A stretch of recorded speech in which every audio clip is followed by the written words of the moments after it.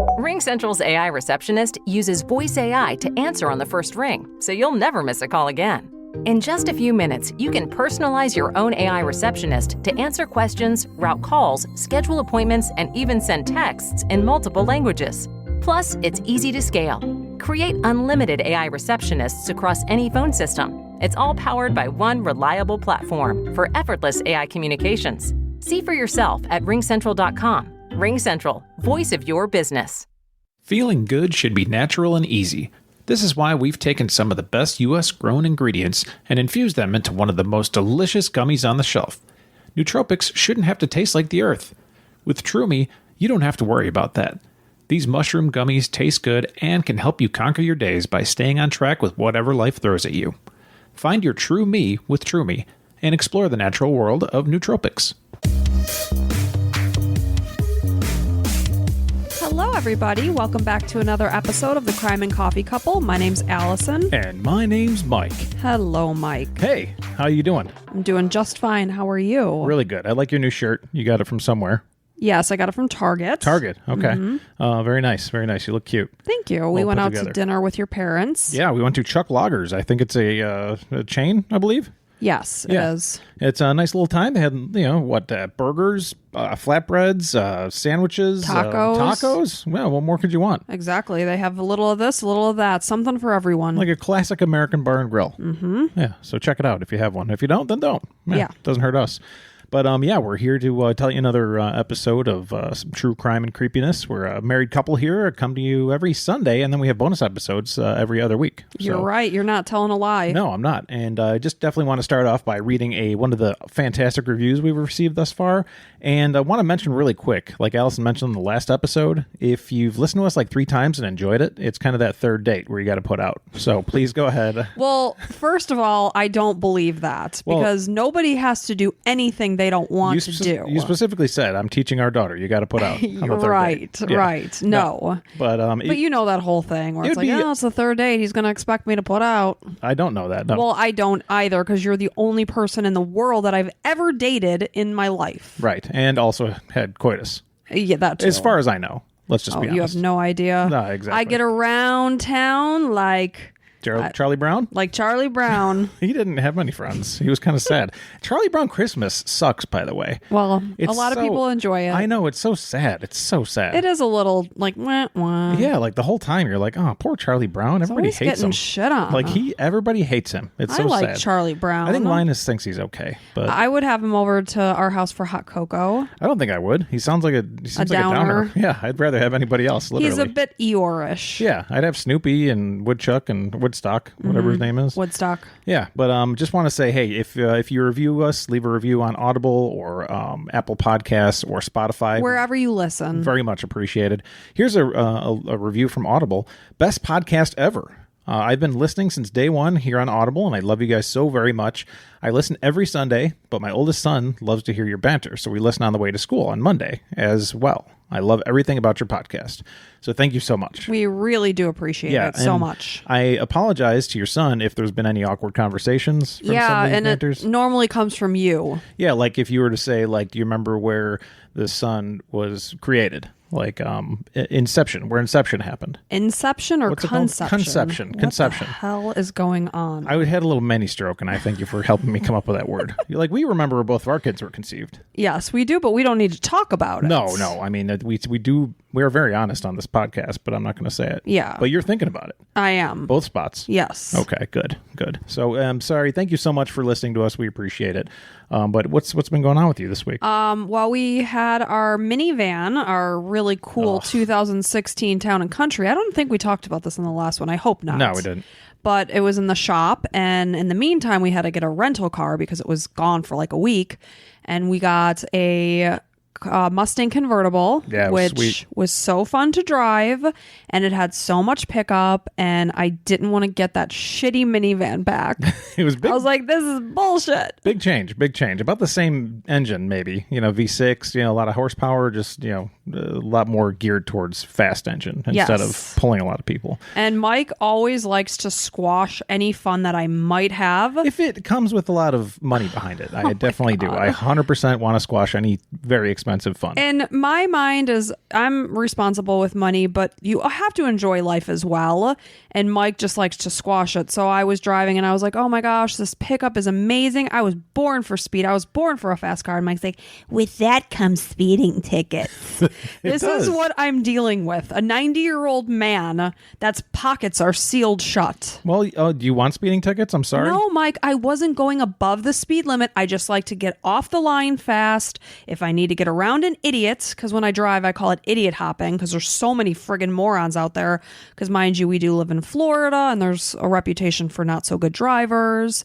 It was nice to have that kind of speed. Whereas I slow down. Like just today, you were like, Mom, Mike, you got to get to the right lane. I'm like, I know. I'm just going to let this guy pass me, and then I'm going to go to the right lane. Allison likes to gas it and get right in front of those people. Aggressive driver. Conservative driver. Or we were watching a movie and it takes place like back in the day when there was like these match girls is what they were called. They would make matchsticks, and the one girl was going to be a whistleblower because she realized that the matches were made with a poisonous substance and the girls were getting sick. And I'd be like, I was like, I would be out of there in a second. And Mike's like, well, it's not guaranteed that you're going to die. I'm like, are you serious? So like if I came home from that job and I was like, I need to get out of here because I have a potential of dying, you'd be like, I mean, you should really keep it up. Because when the girls were boycotting and leaving the factory, like, well, now they all need to find new jobs. Well, this was like they're all very poor people. It's an Enola Holmes too, which is what it was, right? Yes. So if on Netflix, check it out. Two great movies. 1 and 2 is fantastic. Yeah. But it was like a very poor area. Like I'm sure these people couldn't just walk around and be like, oh, I'm going to go ahead and get a job at the corner store. You cannot be in a job where girls are dropping like flies because the substance you're working with on a daily basis is bad to your health. Right. Well, they were probably working with lead in the meantime. God knows what they were working with. This is the conversations that I am forced to have. She hates common sense. That's what we get down to. It's just anything sensical. Allison's like, no, I want dreams and no, whimsy. It's not dreams. I think life should be fun. I agree. I have a great time. And gosh darn it, I will get a fun car. Yeah, I will. You will, I'm sure. Not with our money, but I don't hope maybe with you win whose one. money am I getting? I don't know with? if you win one or find one. Just get a car. I walk down the street and there's just one sitting there. I think that might be called Grand Theft Auto. Yeah. Well, then you're going to be in the slammer. I don't have to worry about it anymore. Maybe I want to be in the slammer. You know how much money we would save if you were in jail? A lot. So real quick before we get into the story, I got a couple things I'd like to mention. Okay. Number one, I went out with the boys to get some drinks and just hang out because we haven't seen each other in a while.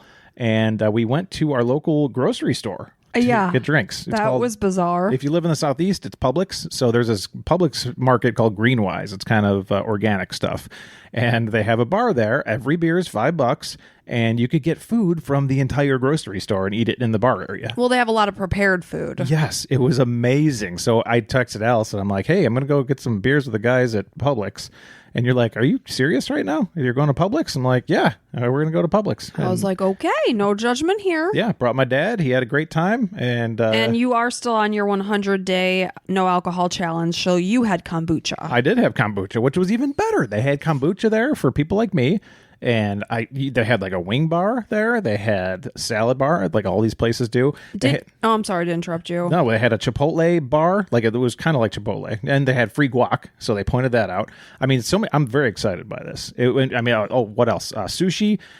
You did say you can go to the butcher and get a steak, and they would cook it for you. Yep, steak or fish. That is really interesting. They cook it for you. It's done in 15 minutes. It's like you can then go get a $5 beer, and there's no tipping.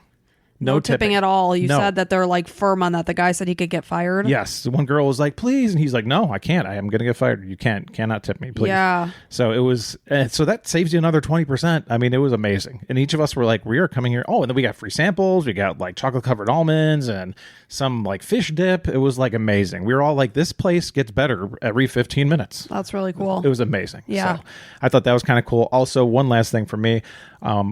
Our mixed nut situation is fantastic right now. We just got a bag of mixed nuts for the holidays. Mm-hmm. It's in November here. I always scramble around the end of December trying to get mixed nuts. I just have this holiday thing where I want those crackable like nut crackers with the mixed nuts. Did you grow up with that? Because I do find that you really like to have that. There's something in me that makes it nostalgic, but I don't remember necessarily. So maybe it was like once or twice and I really liked it. Interesting. It gave me something to do in a boring like adult place. I had a walnut today and an almond. happened. Yeah. So that's all I wanted to mention. Well, I'm happy if you're happy, Mike. I'm very happy. And those things don't take a lot of money. That's right. And you know what they say, though? Happy wife, happy mother effing wife. Did I say that? Yeah. Well, you said happy wife. So I guess that is exactly what it means. Happy wife, you've literally made my brain crazy. Yeah, I made it happy crazy. Wife, happy life. You know what we say. Life, happy wife, happy life. Happy wife. T-shirts coming out Monday. Oh, good. Lord. So I think we're ready to get started. Yeah, thanks for listening, folks. Yeah, for this ranting and raging. So this is the story of the murder of Tori Stafford. And it's a doozy. It's awful. And I'm just going to put that out there. So on April 8th, 2009, 8-year-old Victoria, or Tori Stafford, because she went by Tori, she left school in Woodstock, Ontario, Canada. So it's 2009 and we're in Canada. And it was 3:30 p.m. and she was planning on walking home from school to her new house. She was living with her mom, Tara's boyfriend, James Goris, and her brother, Daryn. The night before, she was busy decorating her new room with posters of Disney princesses, the Bratz dolls, and High School Musical. After school, the plan was for Tori to spend the evening with her dad, Rodney, and then watch a movie with her friends. So Tori was born on July 15th, 2000, and she was the youngest of 2 children. So this would make her 9 years old. She was actually almost 8, so it must not have been her birthday yet. She was the youngest of 2 kids. I mentioned she had a brother named Daryn. So her parents divorced when she was 2 years old, and apparently her father hadn't been around very much, but he had recently cleaned up his act and moved back home to be a more present parent. Cleaned up his act, so got into some legal trouble? Yeah, I'm not entirely sure what went on. He was kind of an absentee father, but he probably just said, you know what, I got to put my big guy pants on and be there for my children. Better late than never. Exactly. Can't change the past. You can't. So Tori was described as fiery. She was a girly girl. She was a pint-sized tiger who loved to dress up. Wow. So the family had only been living in their new house for 1 week. So it was going to be Tori's first time walking home the few blocks that she had from school. So her brother, Daryn, who was 10 at the time, so a couple years older than she was going to accompany her home. So before Daryn met Tori, though, he took a couple of younger kids home who lived right next to the school, which sounds very responsible to me. Yeah. You know, that a 10-year-old boy, no less, was, walking children home. Our son would be like, what? I don't know. I didn't take anybody home today. I wanted to come home and play Call of Duty. We'd be like, Cameron, your sister. And he's like, oh, whoops. Yeah. We dog on our son as a joke, but he's a good guy. So Daryn was taking these other kids home. So in the meantime, Tori's standing out there waiting for him. And regardless, he then headed back to the school to meet Tori, but she was nowhere to be found. Assuming that she had already decided to walk home by herself, he headed home. Now, these are from the same school or different schools? They're in the same school. So why did he take the other kids home first? Because he probably assumed he had more time. Oh, okay. He was probably like, it was literally right next to the school. Oh, okay. He was probably thinking, I'll take them home, 2 birds with 1 stone, and then I'll come back and get Tori and we'll head back together. Makes sense. So they're in elementary school. So he's assuming again that she already left and went home. So that's the direction that he headed. He got on his bike and rode back. Anyway, I'm sorry, I'm saying this wrong. So he went back home. He realized Tori was not there. This is when he got on his bike and rode back to the school to find his sister. But again, Tori was nowhere to be found. So when Daryn let his family know the situation, they began calling Tori's friends, but no one had seen her since school had been released. At 6:04 that evening, Tori was reported missing to police by her grandmother, Linda Winters. When Tori was last seen, she was wearing a black Hannah Montana jacket with white fur lining on the hood, a green shirt, a denim skirt, and black and white shoes. She was carrying a Bratz doll bag. A search party came together to look for her, but no clues were found until police obtained surveillance footage from the high school down the street from Tori's elementary school. So at 3:32 p.m. that day, the footage showed Tori walking with an unknown woman who was wearing tight black jeans, a white puffy coat, and her dark hair was pulled back into a ponytail. Like just next to her or holding her hand? They were clearly walking together. Okay. So there was no doubt that this is what was happening. So it appeared that the girl was anywhere from age 19 to 25.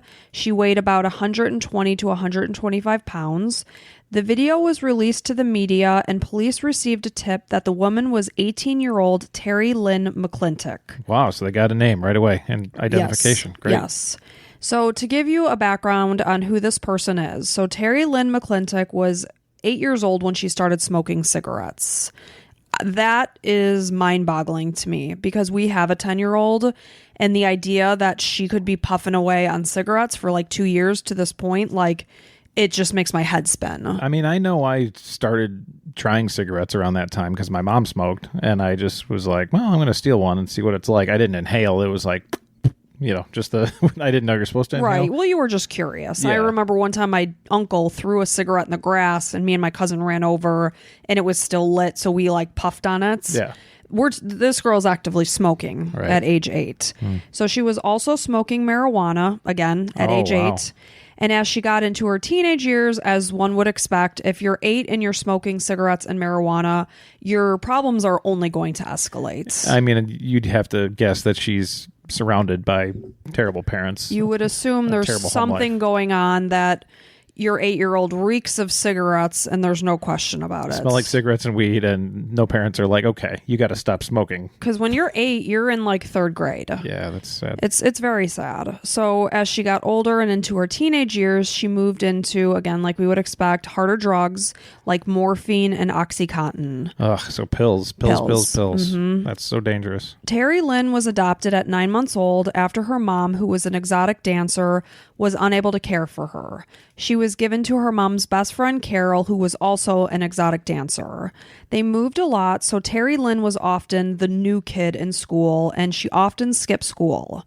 Her adoptive parents were violent and abusive to each other. The household was very unstable. There was a lot of turmoil within the home. No surprise. So I mean, I wouldn't be surprised if there was some sexual abuse and stuff. And I don't know anything about that. It sounds like there was a lot of violence happening, not necessarily even towards Tori Lynn. It was just happening in the house. Okay. So she was in foster care at points. She was in juvie at times. It was very tumultuous. So between ages 12 and 17, she was in trouble with assault 6 times.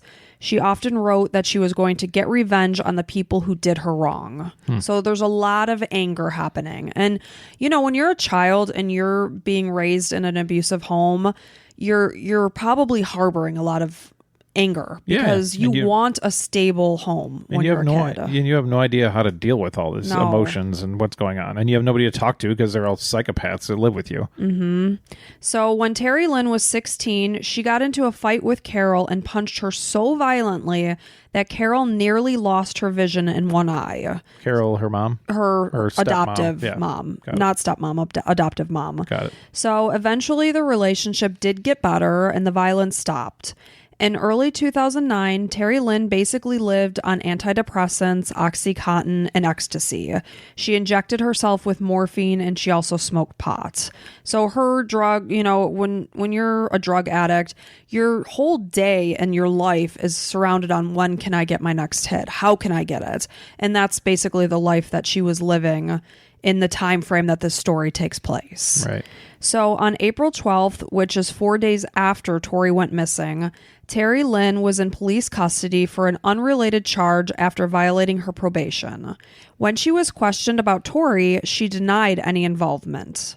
A month later, on May 19th, Tori Lynn changed her story during a police interview and admitted that she and her boyfriend of 2 months, who was 28-year-old Michael Rafferty, that they had kidnapped Tori. So she just put all the cards on the table at that point. Okay. At the time of her confession, police had no real evidence to tie her or Michael to the crime. They were actually suspecting Tori's family at that point. So they're looking, as we always say, the inside out. Yeah. So Tori Lynn and Michael met at a pizza place, and Michael offered her a ride home. When they arrived, they had a deep conversation, and then they decided to drive around more and talk about OxyContin.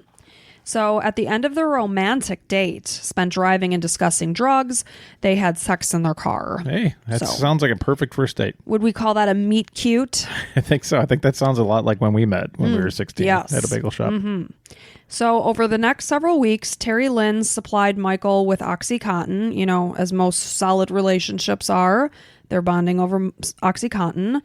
And when he would come over, she would give him the drugs, and she felt that he always said the right things and made her feel special. Her previous relationships with men had been very negative. She had even been molested when she was only 4 years old. Believe that. So there you go. See, remember? You were right. And what it comes down to is when you are in the sort of childhood, you're going to look for love and attention and affection from anyone who pays you a lick of attention. And she probably learned that from her mom or whoever boyfriend she had and whatever. And I mean, she had no chance, basically. So it's very sad. Yeah, it's too bad. But I mean, the things that happen here, you're feeling sorry for the child version of this person, not the adult version of this person. Yeah, I mean, there's a lot of people that go through a lot of stuff and still don't commit heinous crimes like this. Exactly. So police believe that Terry Lynn decided to snitch on Michael that day because she suspected that he was seeing other women while she was locked up. On May 15th, Michael had spoken to Terry Lynn on the phone and basically told her that he wouldn't be visiting her or calling her anymore for a while. So he was kind of, ending things. Breaking up, yeah. And this did not sit well with her, so I think this was a catalyst that caused her to lay out her cards. Good. So she said, before this, Michael was giving her a hard time and told her that she wasn't nearly the badass that she thought she was, because if she was, she would help him kidnap a child. He told Terry to go to the elementary school on release and find a girl by herself and strike up a conversation. He instructed her to talk about candy or dogs while luring her away. That's like, so not even targeted, just some random little girl. Not targeted. Jeez. From what we know, we'll hear more. Okay. He said it was better to focus on a younger child because they're easier to manipulate. And of course they are, because they're trusting. Yeah. They're not jaded by the world. That's why you got to have those talks with kids. Be like, never, ever. If you don't know the person coming to pick you up, do not, under any circumstances. If they say we're dead, do not get in that car. Right. We said no stranger would ever come to fetch you. Ever. Unless it's, a policeman with a badge or something. Right. So when I say they, Michael and Terry Lynn had parked in the lot of a retirement home right across the street from the local high school. And Terry walked to the elementary school with Michael waiting in the car. Terry noticed, and I'm sorry if I say Terry Lynn noticed Tori standing by herself and began to talk to her about her own dog, which is a Shih Tzu, which just so happened to be the exact same breed of dog that Tori owned as well. Oh. So they automatically had something in common, which of course is putting this 8-year-old child at ease. Sure. So Terry Lynn is now asking Tori if she wanted to come to see her dog. Tori was excited and said yes. So Terry Lynn led Tori to the car where Michael waited. As they got closer to the car, Michael began basically shouting out the window, "Hurry up," to them. So as they drove, Tori asked where they were going, and Terry Lynn told her that they were just going for a drive. They kept her on the driver's side back seat, hidden under Michael's black coat. Terry Lynn talked to Tori along the way and learned that her favorite color was purple and her favorite holiday was Halloween because she loved dressing up. They made some stops along the way. They went to Tim Hortons. They went to Michael's friend's house to buy some Percocets. And then they hit up Home Depot, where Michael told Terry Lynn to go in and buy a hammer and large garbage bags. That sucks. I already hate this story. Yep. Surveillance video saw Michael's car in the Home Depot parking lot at 5 p.m. that day. God, I just wish I could reach down and just fucking kill Michael, like, as soon as he stood, and Terry Lynn, just destroy them. Like, I'm sure the parents and everybody else did too.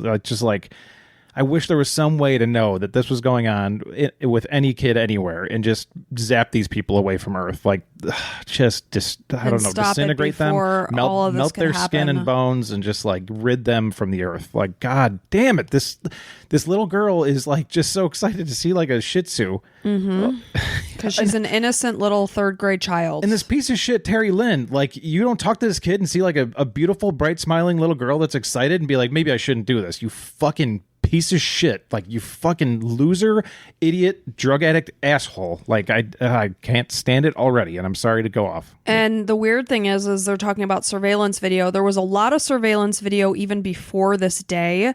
Like, they were in the movie theater and in line, and it's like they're like 2 days away from this going down, and they're just like at a movie theater. It's like, how did this happen? This isn't like a fake thing. This isn't a movie. Like, you're changing a little child's like life that has everything in front of them.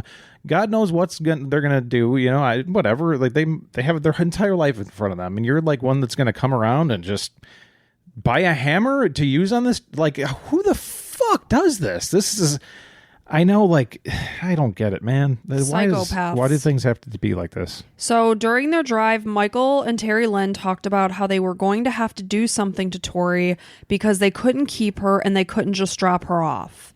From here, they drove to the country, and as they did, Michael started to masturbate in the car. It's always like sexually, Jesus H. Christ. Oh my God. When they stopped, Terry Lynn took Tori to the public restroom. While they were in the restroom, Terry Lynn told Tori that she was a very strong girl. As they talked, Tori begged her not to leave her alone with Michael. It's heartbreaking. Terry Lynn took Tori back to the car, holding hands as they walked. As they arrived, Michael was out of the car and picked Tori up, putting her inside of the car. Tori was pleading with Terry Lynn, begging her not to leave her. When Terry Lynn testified, she said, he picked her back up. She still had a hold of my hand. She didn't want to let go. She asked me to stay with her. So I got into the front seat and I tried to hold on to her hand, but I couldn't stay because I knew what was about to happen and I couldn't be there for that. Terry Lynn began to walk away as Michael violently raped Tori in the backseat of the car. Of course he did. Jesus. Again, how does Terry let this happen? Terry Lynn, stupid ass idiot, and Michael, obviously a huge, gigantic piece of shit, loser. I mean, I hope both of these people are dead or are going to be very soon. Like, they're just scum of the earth, basically. I can't think of anything possibly lower.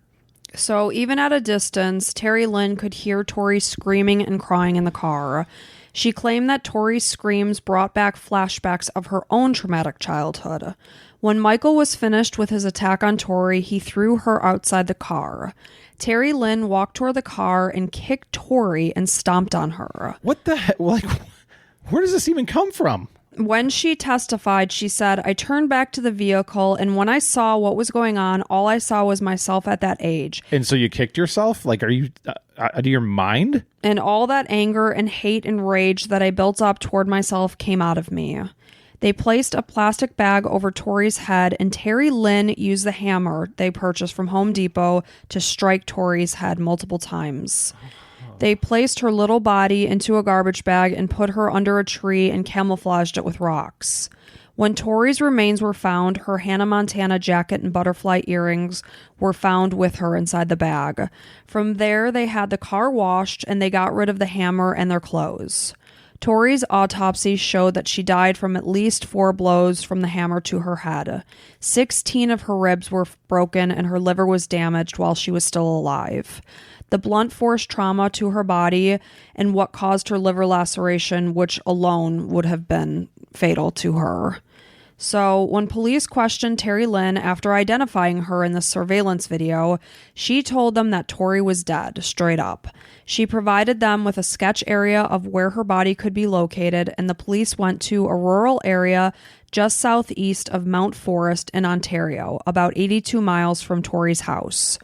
Tori's badly decomposed remains were found under the evergreen tree, covered in rocks, on July 21st, 2009, 103 days after she was reported missing. She was found naked from the waist down. Because of the extent of her decomposition, dental records had to be used to identify her. The medical examiner couldn't definitively determine if Tori had been raped because of the state of decomposition. Terry Lynn and Michael were ordered to have separate trials. She was charged, and I'm going to skip a little bit here because I kind of cover this in the end.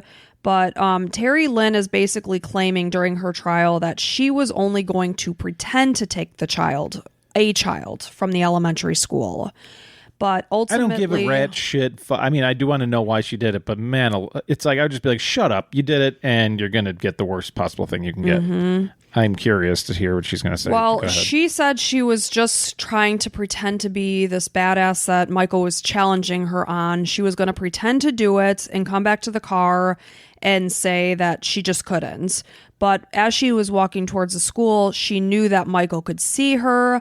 So she noticed that Tori was by herself. So she said she went through with it.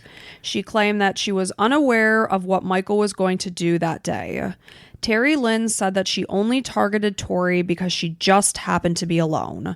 But it was later revealed that there actually had been a connection. So this is why I'm saying, was it random?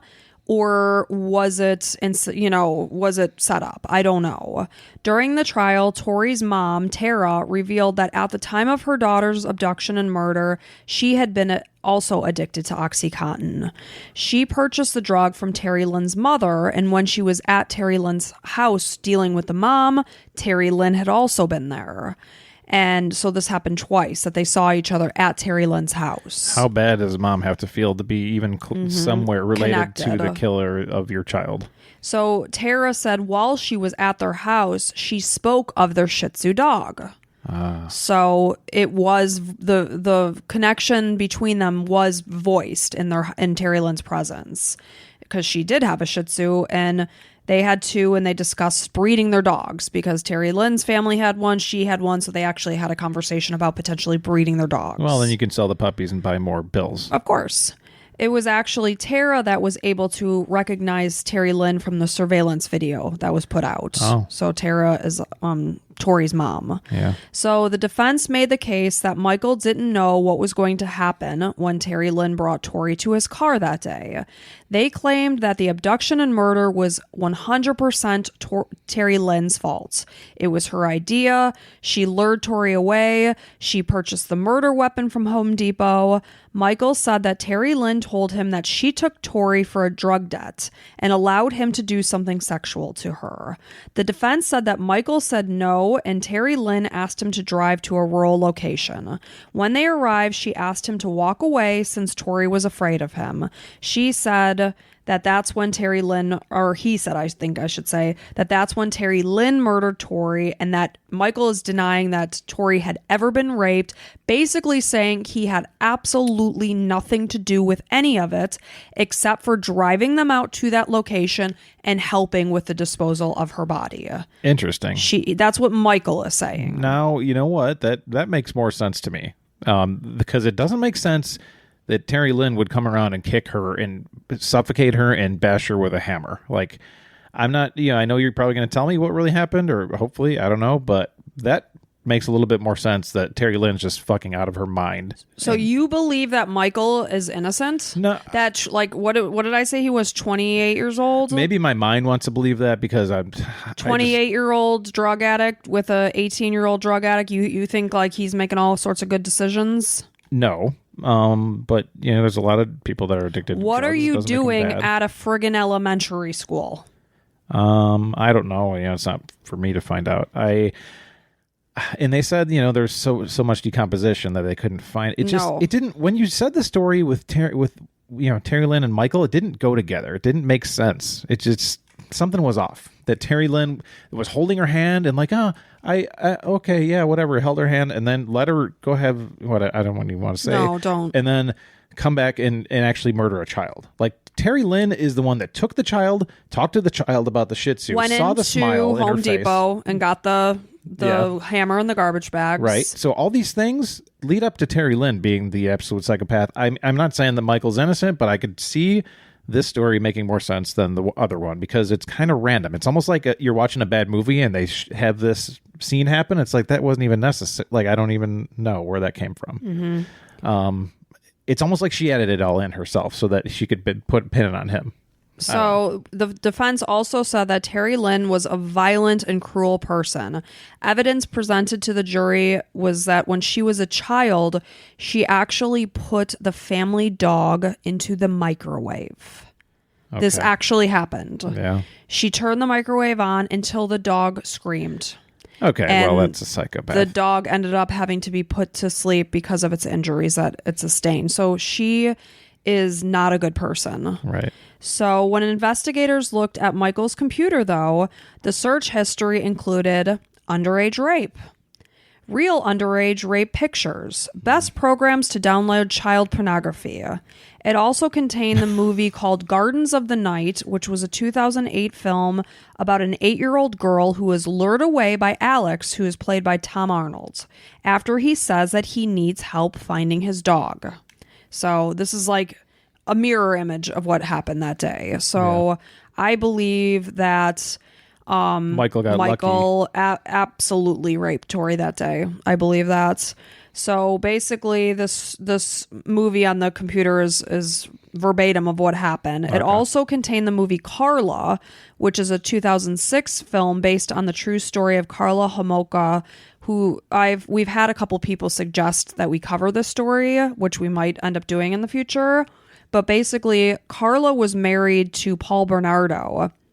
And apparently, Paul had voiced interest in Karla's sister, who was younger than her. So this is Tammy Homolka. So during the summer of 1990, Karla came up with a plan to drug her sister with Valium in order to allow Paul to rape her own sister, Tammy. So they gave her an animal tranquilizer that Karla had taken from the vet clinic where she worked. Tammy later choked on her own vomit and died. So this is just another like crazy violent type of... We should probably look into anybody that owns these movies. I mean, no offense if you just enjoy film and have these movies, but I'm only laughing because of the ridiculousness. There's nothing funny about any of this there's shit. Nothing funny about it. And however, though, none of the information from Michael's laptop was able to be used during the trial because investigators had a search warrant to search his car. They found the laptop in the car. They didn't have a search warrant to actually search the laptop. Oh, I didn't know that. So all of that was tossed out. That sucks. So they then you have no chance of getting him on anything then. So apparently after Tori went missing, Michael had changed his Facebook status after Tori's abduction to Bring Tori Home. During the trial, forensic biologists confirmed that a blood sample taken from Michael's car did match Tori's DNA. There was also semen samples from the back seat. So they're definitely, but we do know that when Terry Lynn and Michael had their first date, they did have sex in the car. I'm sure he's had sex in his car before. I'm sure that he has. So police also tracked down 13 women who claim that Michael liked to choke them during sex and not always with consent. One woman apparently signed a consent note that she agreed for sexual choking and passing out during sex. That's kind of popular. Okay, I don't know. Not that I hear from my younger friends. I have no desire for any of that. Okay. So on May 20th, 2009, Michael was charged with first-degree murder and Terry Lynn was charged with being an accessory to murder. I'm surprised they charge him. So they charged him with the first degree and Terry Lynn only with the accessory. Now, she's the one that killed Tori, right? Right. So we'll just keep going. Okay. So on May 28th, McClintock's charges were adjusted to first-degree murder and unlawful confinement charge, and it was announced that they would be tried separately. Okay, so now Terry Lynn's got first degree on her, yes. And so does Michael. Yes. Got it. So Terry Lynn was scheduled to be in court on April 30th, 2010, though a publication ban was imposed by the judge on the events of that day. The ban was lifted on December 9th, 2010, and it revealed that Terry Lynn had pleaded guilty to first-degree murder and was sentenced to life in prison with no chance of parole for 25 years. Again, I never understand So no chance of parole until the chance of parole. Mm-hmm. Okay. So at the time, though, Canada had a faint hope clause that determined that those serving a life sentence with parole eligibility period of more than 15 years could apply for parole after serving only 15 years. Like, where does this keep on coming in? So the law was abolished on December 2nd, 2011, but because her sentencing happened earlier in 2010, she will be eligible for parole as early as 2024. People, we are going into 2023 here. Terry Lynn will be only 33 years old. If that bitch ever sees the light of day, I mean, somebody's got to take care of her somehow, I would hope. So on March 5th, 2012, Michael's trial began. And on May 11th, 2012, he was found guilty of all charges, which was kidnapping, sexual assault, and first-degree murder of Tori Stafford. On May 15th, he was sentenced to life in prison with no chance of parole for 25 years. On July 26, 2012, Michael appealed his conviction, claiming that the judge's instructions to the jury were flawed. However, the 30-day deadline to appeal passed, and, he basically claimed he didn't have the right access to the telephone to talk to his lawyers. Regardless, tough shit. The appeal was ultimately dismissed. Michael's sentence happened after the faint hope clause had been abolished, so he's not eligible for parole for 25 years. Okay. So in 2036, he will be eligible. At this time, he will be approximately 56 years old. Again, still plenty young to wreak havoc on this world. Yeah, Canadians, do what you can to keep these scumbags in jail, man. Exactly. Whatever kind of, petitions that need to be signed, because Terry Lynn is going to be eligible in 2 short years. This Terry Lynn's going to do some bad shit to some people. And this will also, that. I'm going to tell you a little bit more. And Michael's going to go after little girls too again. Of course. No doubt about it, because that's in his head, and that's all he gets off to. Right. So I guarantee both these people are going to do something bad. Yes, I would as well. So in 2014, Terry Lynn was later transferred from prison to an Indigenous healing lodge to allow for more independent living. Good. Yeah, that's good. This caused absolute outrage throughout Canada. How the hell did it even happen in the first place? I don't know. So Terry Lynn's own brother was outraged. He said, "She is no more Indigenous than I am green from the planet Mars." That's a pretty good line. He feels that she manipulated information to improve her situation, going from a maximum security prison to a place where she is given access and rights, and the security is absolutely minimum in this place that she was transferred to. Smart of her, I guess. Despite the fact that at one point in her imprisonment, she assaulted another inmate. So, and you should not be eligible for parole like that, because that's not good behavior. Well, not to mention she's taken from a maximum security place and basically put into like a medi spa. Yeah. So in 2012, during her time at Grand Valley Institute for Women, she got into an unprovoked fight with another female inmate who was serving life in prison for first-degree murder as well. She apparently had a role in killing her ex-boyfriend.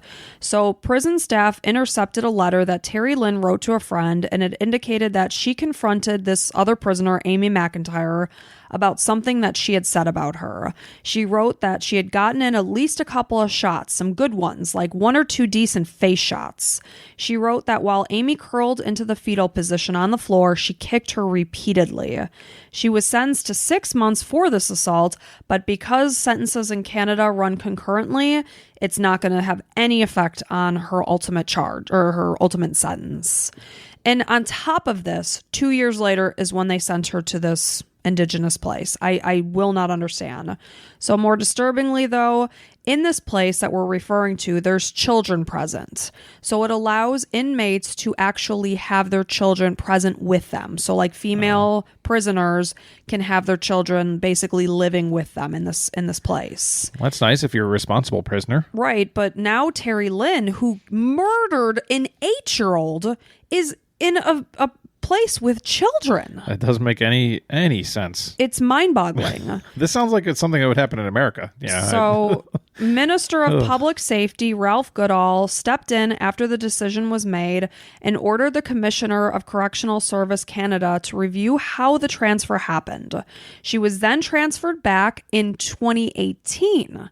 So she was there for 4 years, living the good life as a prisoner there. Yeah. So because of this, in 2019, Terry Lynn sought compensation for her unfair treatment, though this was later dropped. So the kidnapping charge against her was dropped. At the hearing, she couldn't explain why she decided to lure Tori away. Why'd kidnapping drop? I don't know. That's weird. I mean, she kidnapped her. I don't know. Clear as day. It's on camera. She said she... Maybe a pleading. Like, if you say yes to the first-degree murder, we'll drop the kidnapping charge? Perhaps. I don't know. Yeah. But she claims that the day that all of this happened with Tori, she didn't wake up and plan to do what she did. She said, I think that maybe if I hadn't walked down that street that day, that precious little angel would still be here. Every day I ask myself, why? Why did I tell myself that everything would be okay? I can't honestly understand my thought process that day. In the presence of Tori's family, Terry Lynn apologized, saying a million tears would never be enough, and a million words would never be able to explain how truly sorry that I am. Michael also apologized to Tori's family, but continued to maintain the idea that he was 100% innocent and again, only dealt with driving the car and disposing of Tori's remains. Honestly, I don't know how they got him on sexual assault or whatever, because there was no evidence. Because Terry Lynn is saying. It's like he said, she said. So yeah. In America, I don't think that would fly. Maybe not. In 2018, Michael was moved from a maximum security prison to a medium security prison. And of course, the family members of Tori are notified anytime transfers are made. So, they're outraged to think like, why are you transferring this person who brutally murdered my daughter to a lesser secure prison? Yeah. Like, no. What is the purpose of that? Right. Like you're giving him a better life. I don't want everyone to see anything about a better life for this scumbag. Not at all. In 2020, Tori's dad, Rodney, asked citizens of Ontario to honor Tori on what would have been her 20th birthday by doing random acts of kindness. Since her murder, Rodney has become a child safety advocate and joined other families in 2018 to enforce more strict prison sentences for violent offenders. And I can't agree with that more. Yeah, especially children. I mean, it should be open and closed. Mm-hmm. You do anything. Zero chance of parole. Yeah. But the scary thing is that these two monsters could be out roaming the pavements. Terry Lynn in a couple years and Michael in the next, 16? Yeah. I mean, that is not enough time for what they did to this beautiful, precious, innocent 8-year-old little girl that had her entire life ahead of her. Yeah. It's just sickening to think that these monsters could go on to live their lives when this little baby girl couldn't. Yeah. I will never understand. So I'm just praying and hoping that their paroles are denied and that they don't get out. Any thoughts on that? Like, did you read anything that said, like, usually in Canada, it's not always the first time? Mm-mm. I mean, you got to think just with how terrible and violent it was, like, they're never going to be approved for parole in the beginning, anywhere near the beginning. It's got to take 5 to 10 to 20 years. I would pray to God. And like, just knowing that they got lesser jail, prison areas than you would think that, Canada's kind of lenient on things. They want to give people a chance, a second or third chance or whatever, which I can appreciate in some situations. But these are two pieces of shit, like we said, that are going to do through and through again. To the core. I mean, Terry Lynn already, and she said in her note to her friend that had she been given the ample opportunity to get in a fight with this other prisoner, that she would have done far more harm. Oh, no doubt. She's a super violent scumbag. Right. So what's going to happen when she's out on the streets and somebody rubs her the wrong way? She's going to attack them. Whether somebody rubs her the wrong way or the right way, she's going to do something bad. Mm-hmm. Somebody's going to be hurt. Many people are probably going to be hurt. So I mean, I would hope the true crime community, our listeners, every other listener that's ever heard this will be all over this when this bitch starts to get, even a sniff of anything to get out of jail. So, man, I'm so sorry to sweet little Tori Stafford. Any little child, man. I talk about it every time. I just love kids so much that, I keep on picturing her being excited to talk about the dog and just like how you could take possibly that child, do this, still go to a car and still be fine with all the heinous holding hands shit you with did. her as you walk. Like, kids are like the most special thing in the world. Well, man. they're so pure and sweet because, again, they haven't had time to let the world make them jaded. Yeah. Stories like this, they haven't, like our 10-year-old, she is just, I was saying this morning, like, she's just such a pure, sweet heart. Like, it just, like, blows me away of, like, what a good person she is. And to think that somebody could hurt an innocent child just sickens me to the core. It's all I can say. There's really no more you could say. But, this is an honor of Tori to have her story heard and hopefully keep these monsters in prison where they need to be until their dying day. Yeah, if you're anybody high up in Canada that can do something about these scumbags, please keep them locked away for a long time. Mm-hmm. Well, I absolutely hated that story. So, yeah. I mean, we hate all these stories, but it's just ones stuff like involving this. children. I get it. It really hits hard. I hate it so much. Like, It's hard doing a podcast about really horrible things. It really is. I don't know. It's tough mentally sometimes. So anyway, we just thank you all for being here. More about sorry, Tori, just in her memory, right? And yes, exactly. Absolutely. So, okay. Well, thank you for listening, and, hope to bring more stories, that deserve to be remembered, of other people, unfortunately. But if you want to hear more episodes of our Crime and Coffee Couple podcast here, become a patron. So every other week we deliver a bonus episode. I'll be delivering the next one. And I want to say thank you to our patrons, Colleen, Lily, Karen, Nadine, Allie, Michael, Kayla, Dominic, Brian, Shannon, Elizabeth, Mandy, Alana, Vivian, Trisha, Lauren, Megan, Jamie Beth, Chastity, Genevieve, Clara Ann, Emily, Kathy, Ava, Jovi, Eileen, Misty, and Rochelle. You guys are awesome. Fantastic. All very, very beautiful people. Inside and out. In and out. Yeah. So thank you all. Thank you all for being here. And until next time, we'll be back. Bye.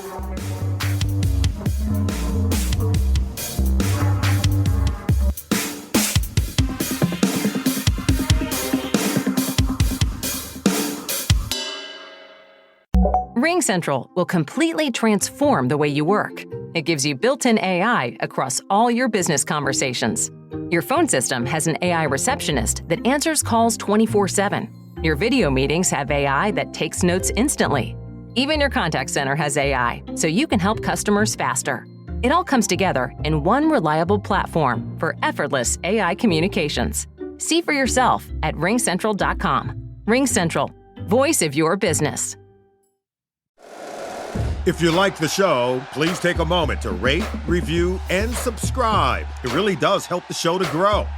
Thank you for listening.